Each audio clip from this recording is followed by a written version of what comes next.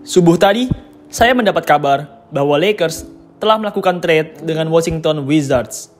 Di trade tersebut, tertulis bahwa Rui Hachimura di-trade dengan Kendrick Nunn dan 3 buah second round draft picks. Awalnya, bentuk trade-nya tidaklah seperti ini. Awalnya, Los Angeles Lakers hanya mengirim Kendrick Nunn dan 2 buah second round draft picks. Meski begitu, Washington Wizards kurang puas dengan aset tersebut. Mereka meminta first round draft picks, tapi Lakers tidak mau memberikannya. Akhirnya, tak ambil pusing, Lakers pun kemudian menambahkan 1 buah second round draft picks lagi, dan akhirnya kesepakatan pun terjadi. Rui Hachimura ditukar dengan Kendrick Nunn dan 3 buah second round draft picks. Sebagian besar orang menilai bahwa trade ini merupakan trade yang amat menguntungkan untuk Lakers. Saya pribadi berpikir bahwa trade ini merupakan trade yang bagus untuk Lakers. Rui merupakan pemain yang lebih hebat dari Kendrick Nunn. Rui punya size yang lebih besar. Ia lebih tinggi dan jauh lebih tebal dari Kendrick Nunn. Rui Hachimura juga lebih baik dari Nunn, baik itu secara offense maupun defense. Pemain basket terbaik asal Jepang ini juga lebih muda dan lebih tenar dari Kendrick Nunn. Rui lahir pada tahun 1998, sementara Nunn lebih tua. Ia lahir pada tahun 1995. Rui Hachimura juga lebih tenar dari Kendrick Nunn. Rui merupakan pemain basket asal Jepang. Kehadiran Rui Hachimura di Los Angeles Lakers jelas membuat pasar NBA di Jepang jadi berpindah ke LA Lakers. Belakangan ini memang banyak tim yang mulai berbenah. Trade deadline sudah dekat. Gerakan dari Lakers ini mungkin saja bukanlah gerakan terakhir Lakers sebelum trade deadline. Seperti yang kita tahu, pernah ada rumor bahwa Lakers akan men-trade Russell Westbrook. Jadi, bisa saja sebelum trade deadline pada tanggal 10 Februari terjadi, Lakers sudah selesai men-trade Westbrook. Oke, kembali lagi ke Rui Hachimura. Rui Hachimura sendiri merupakan seorang pemain yang amat bertalenta. Pada NBA Draft 2019, ia dipilih oleh Washington Wizards di urutan ke-9. Saat itu, ia menjadi pemain Jepang ketiga yang berhasil menembus NBA. Sebagai seorang pemain pilihan tinggi, Wizards jelas berharap sangat banyak dengan Rui Hachimura. Di musim pertamanya, Rui tampil amat menjanjikan. Saat itu, pemain kelahiran Toyama ini berhasil mencetak rataan sekitar 13 poin dan 6 rebound. Berkat performa Rui yang cantik di musim rookie-nya tersebut, Rui pun saat itu mendapatkan penghargaan NBA All-Rookie Second Team. Ia menjadi pemain asal Jepang pertama yang berhasil mendapatkan NBA All-Rookie Team. Melihat performa Rui yang amat rupawan di musim rookie-nya, banyak orang yang berpikir bahwa Rui akan mengalami peningkatan di musim-musim berikutnya. Sayangnya, harapan semua orang tentang Rui yang akan semakin berkembang tidaklah terjadi. Rui stuck begitu-gitu saja. Rui bahkan mengalami penurunan jabatan. Di 2 musim pertamanya, Rui selalu dijadikan sebagai starting small forward oleh timnya. Tapi di 2 musim terakhirnya ini, Rui hanya ditempatkan sebagai pemain cadangan saja. Kehadiran Kyle Kuzma merupakan salah satu alasan mengapa Rui dijadikan pemain cadangan.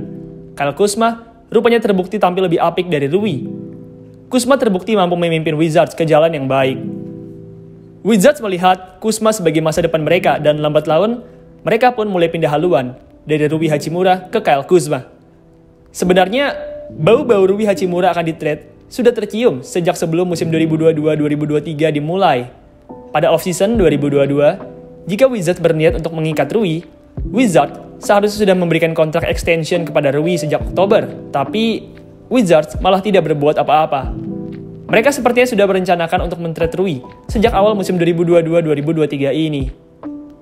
Rui Hachimura sendiri sebenarnya bukanlah pemain yang buruk, hanya saja Wizards lebih memilih Kuzma dibanding Rui. Wizards tidak mungkin bisa memberikan gaji yang besar untuk Rui dan Kuzma. Salah satu dari mereka harus pergi dan akhirnya Wizards pun memilih untuk menyimpan Kuzma dan memindahkan Rui Hachimura ke tim lain. Di Lakers, Rui dapat belajar banyak dari abang LeBron James. Rui dan LeBron memiliki posisi yang sama. Rui dapat belajar banyak dari LeBron, terutama dalam urusan menjaga tubuh. LeBron merupakan pemain terbaik di NBA dalam urusan longevity. Saat ini, di musim ke-20-nya, King James masih tampil luar biasa dengan mencetak rataan sekitar 30 poin dan 8 rebound. LeBron merupakan mentor yang tepat untuk Rui, apalagi kalau mengingat Rui cukup sering mengalami cedera selama 4 musim belakangan ini. Dalam sisi fungsional, Rui Hachimura akan sangat berguna untuk Lakers. Lakers memiliki skuad yang kurus, pemain-pemain mereka banyak yang kurang tebal dan Rui, ia merupakan fit yang cocok untuk Lakers. Rui juga memiliki tembakan yang cukup apik. Di 2 musim terakhir, Rui berhasil mencatatkan persentase 3 point sebesar 40%. Lakers sangat membutuhkan shooting. Shooting selama ini menjadi salah satu masalah terburuknya Lakers, dan semoga saja dengan kehadiran Rui Hachimura ini, masalah shooting yang ada di Lakers dapat terobati. Dari sisi Wizards, sepertinya Wizards memang kalah pada trade kali ini. Kendrick Nunn merupakan pemain yang lebih buruk dan lebih tua dari Rui Hachimura. Nunn juga sering cedera di beberapa musim belakangan ini. Di musim 2021-2022 saja, Nunn sampai-sampai harus absen pada seluruh 82 pertandingan karena cedera. Nunn sudah mulai renta dan sering cedera, jadi trade yang dilakukan oleh Washington Wizards ini sebenarnya merupakan sebuah trade yang riskan. Selain Kendrick Nunn, Wizards juga mendapatkan 3 buah second round draft picks. Bukannya merendahkan second round draft picks, tapi biasanya second round draft picks hanya akan berakhir di NBA G League atau bahkan lebih buruk lagi, berakhir di Liga Overseas. Memang selama ini kita telah melihat banyak pemain sukses yang lahir dari second round draft picks seperti misalnya Nikola Jokic, Kyle Kuzma, Isaiah Thomas, dan masih banyak lagi, tapi jumlah mereka tidaklah banyak. Kebanyakan pemain second round draft picks tidaklah menjadi pemain bintang di NBA.